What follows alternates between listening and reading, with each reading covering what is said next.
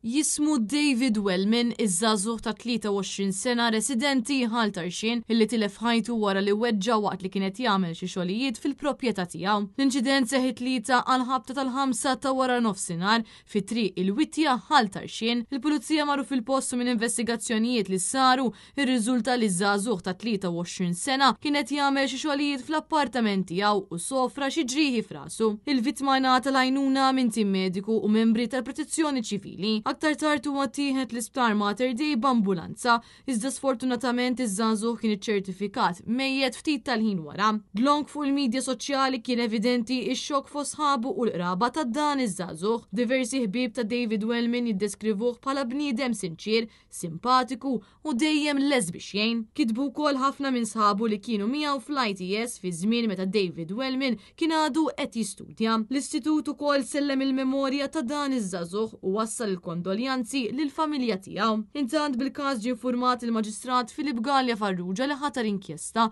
fil-waqt l-investigazzjonijiet tal-Pulizija għadhom għaddejjin biex jiġi stabbilita id-dinamika tal-każ.